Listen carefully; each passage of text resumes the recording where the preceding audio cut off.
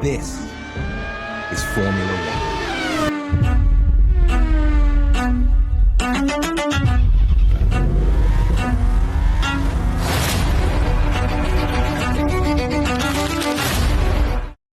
Akhir pekan Formula 1 GP Belgia 2026 resmi dimulai di sirkuit Spa-Francorchamps.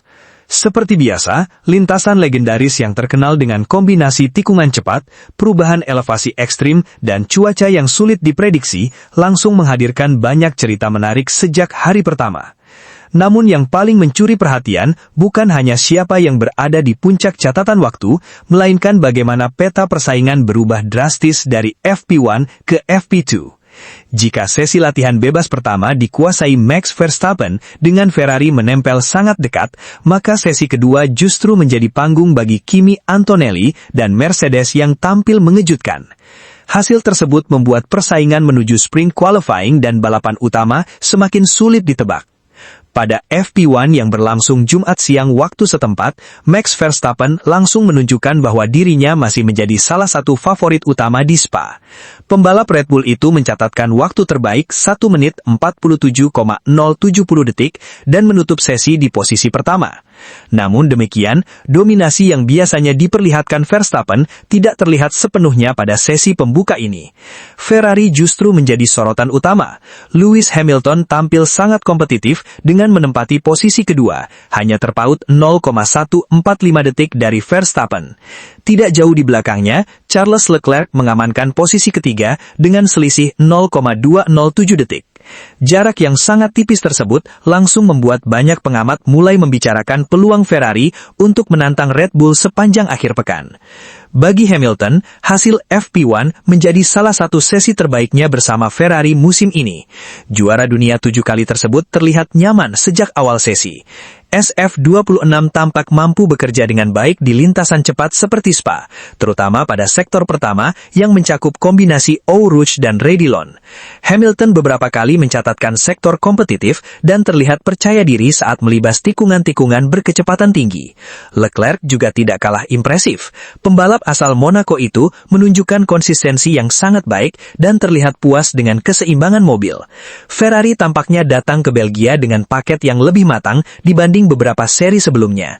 Di belakang tiga besar terdapat Isaac Hadjar yang kembali menunjukkan potensinya bersama keluarga Red Bull. Pembalap muda tersebut berhasil menempati posisi keempat dan menjadi salah satu kejutan terbesar pada FP1. Oscar Piastri membawa McLaren ke posisi kelima, sementara Kimi Antonelli dari Mercedes berada di urutan keenam. Lando Norris yang datang ke Belgia dengan penalti grid 10 posisi hanya mampu mengakhiri sesi di posisi ketujuh. George Russell menempati posisi ke-8 untuk Mercedes, disusul Arvid Lindblad dan Gabriel Bortoleto yang melengkapi 10 besar. Melihat hasil FP1, banyak pihak langsung menyimpulkan bahwa Ferrari akhirnya menemukan kecepatan yang selama ini mereka cari. Selisih waktu yang sangat kecil dengan Verstappen membuat tim asal Maranello tersebut dianggap sebagai ancaman terbesar bagi Red Bull. Namun, semua prediksi itu berubah beberapa jam kemudian ketika FP2 dimulai. Sesi latihan bebas kedua menghadirkan kejutan yang sama sekali berbeda. Kali ini bukan Verstappen ataupun Ferrari yang menjadi pusat perhatian, melainkan Mercedes melalui Kimi Antonelli. Pembalap muda Italia tersebut tampil luar biasa sepanjang sesi dan berhasil mencatatkan waktu terbaik 1 menit 44,944 detik. Catatan itu tidak hanya membuatnya menjadi pembalap tercepat FP2, tetapi juga menunjukkan bahwa Mercedes memiliki potensi besar di Spa. Antonelli unggul 0,190 detik atas Norris yang menempati posisi kedua. Hasil tersebut menjadi bukti bahwa Mercedes memang datang ke Belgia dengan persiapan yang sangat baik.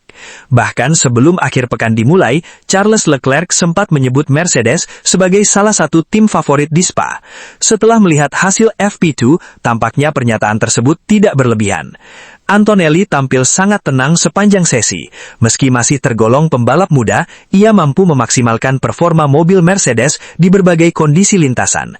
Kecepatan satu putarannya terlihat sangat kuat, sementara simulasi balapan yang sempat dilakukan juga menunjukkan konsistensi yang menjanjikan. Posisi ketiga ditempati Max Verstappen. Juara dunia itu memang masih berada di kelompok terdepan, tetapi kali ini ia harus mengakui kecepatan Antonelli dan Norris. Verstappen tertinggal hampir setengah detik dari catatan terbaik FP2.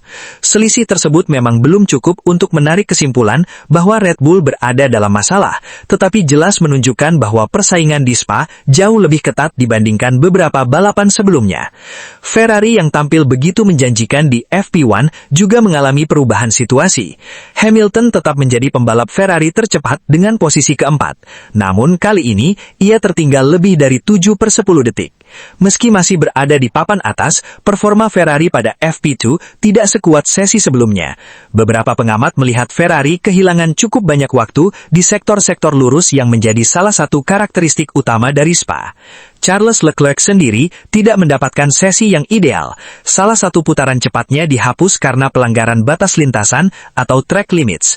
Akibatnya posisi akhirnya tidak sepenuhnya mencerminkan potensi sebenarnya yang dimiliki Ferrari. Sementara itu, Isaac Hadjar kembali tampil impresif dengan menempati posisi kelima. Pembalap muda tersebut terus menunjukkan bahwa dirinya layak diperhitungkan. Oscar Piastri mengakhiri sesi di posisi ke-6. Meski tidak terlalu mencolok, performa McLaren secara keseluruhan terlihat cukup kuat. Norris dan Piastri sama-sama menunjukkan kecepatan yang kompetitif, terutama dalam simulasi balapan. Ini menjadi kabar baik bagi McLaren yang selama beberapa balapan terakhir terus menunjukkan perkembangan positif. Salah satu cerita terbesar hari pertama GP Belgia adalah bagaimana Mercedes berhasil mengubah arah pembicaraan. Jika setelah FP1 banyak orang berbicara mengenai duel Max Verstappen versus Ferrari, maka setelah FP2, fokus perhatian langsung beralih kepada Antonelli dan Mercedes.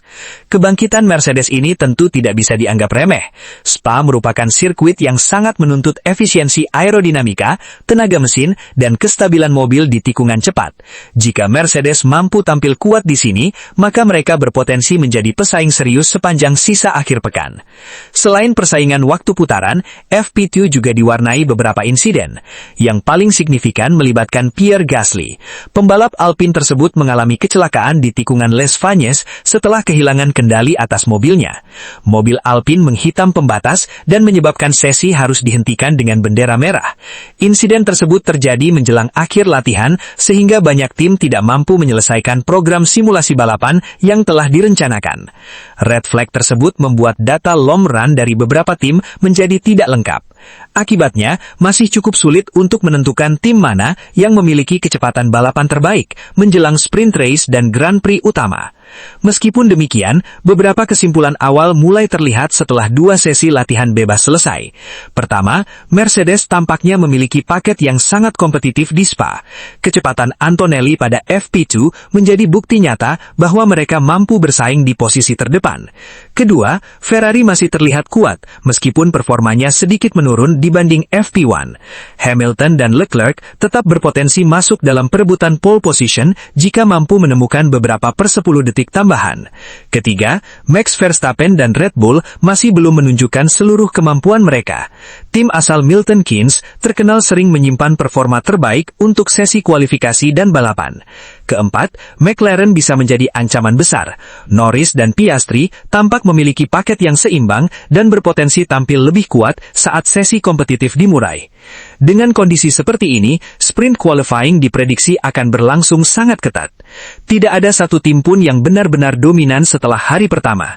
Mercedes, Red Bull, Ferrari, dan McLaren sama-sama memiliki peluang untuk berada di barisan depan. Inilah yang membuat GP Belgia 2026 menjadi semakin menarik. Hari pertama dimulai dengan Ferrari yang terlihat siap menantang Verstappen. Namun beberapa jam kemudian, Antonelli dan Mercedes datang untuk mengubah seluruh peta persaingan. Kini pertanyaannya bukan lagi apakah Ferrari bisa mengalahkan Verstappen, melainkan siapa sebenarnya yang memiliki kecepatan terbaik di Spa-Francorchamps. Jawabannya kemungkinan baru akan terungkap saat sprint qualifying dan sprint race berlangsung. Yang pasti, hari pertama GP Belgia telah memberikan sinyal bahwa akhir pekan ini bisa menjadi salah satu pertarungan paling sengit musim 2026.